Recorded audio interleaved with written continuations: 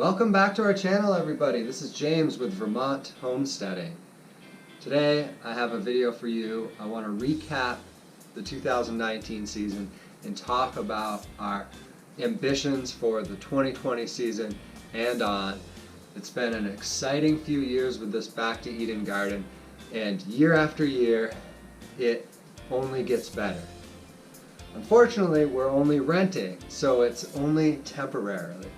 And we have a 5-year plan, and so for the next year or two we're going to continue growing our gardens. We're going to continue creating content for all you out there in YouTube land, and we're going to continue to produce wholesome food to share with our friends and family in the community.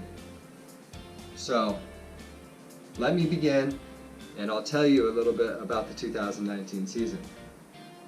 In 2019, we did our first farmers market at the Jeffersonville's Farmers and Artisans Market here in local Jeffersonville, Vermont, and it was fantastic. We really are so grateful for all the wonderful people we met, very kind and sweet neighbors who went out to the farmers market and supported us. Thank you, Shishia. And wow, you know, we stepped it up a notch. For the last few years, building our garden has really just been a passion, you know, something we do in our spare time, and we don't think about it commercially. We hadn't for a while, and we haven't thought about organizing it to the extent of where it would be super efficient or highly efficient in a commercial sense. But we still have produced quite a large amount of produce, even just doing it like we've been. So this year we changed that a little bit, and we became more thought orientated in the sense that we laid out our beds and we did successive planting in a manner that would be advantageous to our first farmers market season, and having to meet a week-on-week demand to bring goods to the market. And that made us become better as a result. And there was often times when we argued and bickered, and there was challenges, you know, about making sure we had enough stuff to go to the market. And we always had enough stuff to go to the market, and everything worked out just fantastic. And we were able to put a substantial amount of our labor back into our pocket for, you know, our expenses incurred with the initial, you know, setup of your garden, because we're working in pasture land that for a long time wasn't cultivated, and is immensely fertile, but the native land really thrives and wants to take over the whole garden and take over, you know, all the stuff you planted. This year we finally got the garden covered with wood chips, and it was amazing. It looked so beautiful and well defined in the beginning, but the wood chip garden for our situation, and as immensely beneficial as it truly is. It truly is. If you don't know about the Back to Eden garden, you gotta watch more of our videos and learn about that. But in a place where the native soil is already very fertile and the established native grasslands are vigorous, boy, by mid-season, even with mowing and keeping up with it, most of the areas, the majority of the whole garden that we had covered with wood chips was being taken over by native grass, because it just contains so much water and is in such a wonderful substrate for plant health and for the microorganisms in the soil, which is ultimately the most important aspect of good, healthy soil, is microbial life. And we've seen firsthand the benefits and the ultimate, you know, method for gardening sustainably in the future, and for climate change especially. Yes, at first you have to change your way you think. You have to look at the soil, you have to get down to their level, and you have to look at, you know, see yourself from the microbial world and how tilling and pesticides and all this stuff is just sterilizing the soil. It's making it infertile, and releasing all the nutrients that we need the most, carbon dioxide and nitrogen, into the atmosphere where we don't want it. We need to get that back into the soil, and that's what we've done here with our garden the last few years, and you can really see the benefit that you gain from that. But then again, you have to change your short-term mindset to one that's a longer-term mindset, because it takes time for wood chips to break down. It takes time for balance and equilibrium to be established in the garden naturally, and that's ultimately what we're aiming for. And so year after year, you'll have an increased yield, and you'll see your labor curve possibly reduce. It's never going to go down, because ultimately you're going to, as you grow and expand, you're going to be working hard to keep up with that growth and expansion, and producing that growth and expansion. But you won't have to till the soil, you won't have to spend any money on fertilizers or any of that sort of stuff. So that's one of the really amazing benefits of this gardening method. And if you live in a place where you have clay and there's not fertile grassland, it's even better, because then you're not competing with the native grasses like we are.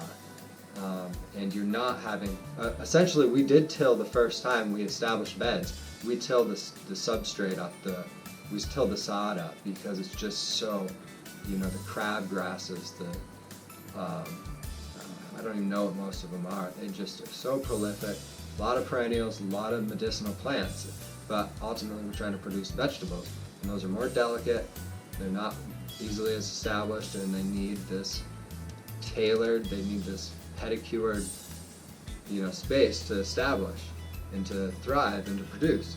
So we're learning how to find that balance, and it's been marvelous. So much good experience that's come from it. But ultimately, our 2020 plan is to keep growing our garden, and we're presently hunting for a property locally, so we can purchase our first property and establish gardens and orchards, and apply our closed-loop farming methodology, back to Eden gardening, no-till gardening, whatever you want to label it. The ultimate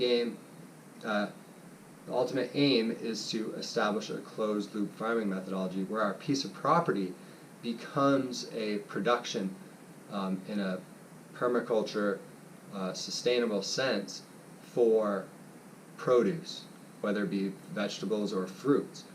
And over time, as we establish our orchards and garden, we'll be able to put that energy back into the community, the local food system. And like we have a school at the place we're looking at right now, we have a school that's just down the road. We could be supplying them their fruits and vegetables. Why would they have people truck it from across the country if the property down the street is producing organic fruits and vegetables? Why not just get it from there? So we really need to rethink our global system. Obviously it's set up for profits, and it's not done for efficiency in so many ways. It's obviously set up for profit, and people profit off inefficiencies of others too, and there's reasons for everything. Obviously everything is based on scale too. But the point being is,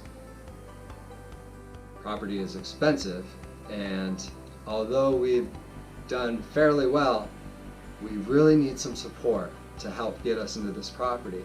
And that's why we'd like to ask you for your generous donation, whatever it may be, just $1, $2, if that, some change, whatever you can afford, and support our homestead. We call it Wild Apple Farm, and we're here on YouTube at Vermont Homesteading, obviously. But there's a link down below to our GoFundMe. You can read our story and read what our ultimate aim and mission is in order to influence the community and provide better food to the local food system. So that's why we are asking for your support.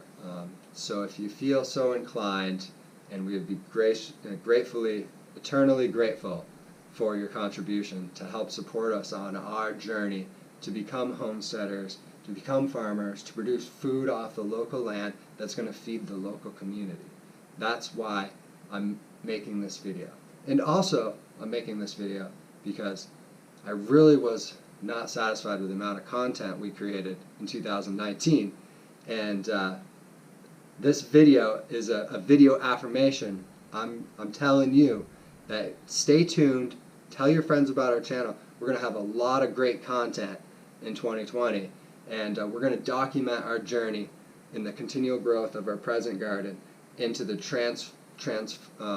transferring into a property where we'll establish more permanent gardens and orchards. So please stay tuned, because it's going to be an exciting time for us. And the long-term thinking is, for the next 10 years, we'll be creating content and providing it to you on YouTube for you to gain knowledge and experience from free of charge, just because we have such a love and passion for sharing. So please like our page, tell your friends about it, and come back for more.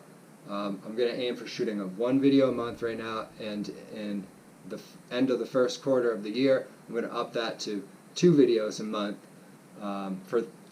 for a quarter, and then perhaps 3. So we have big plans, and we thank you for giving us your support, and stay tuned for more from Vermont Homesteading.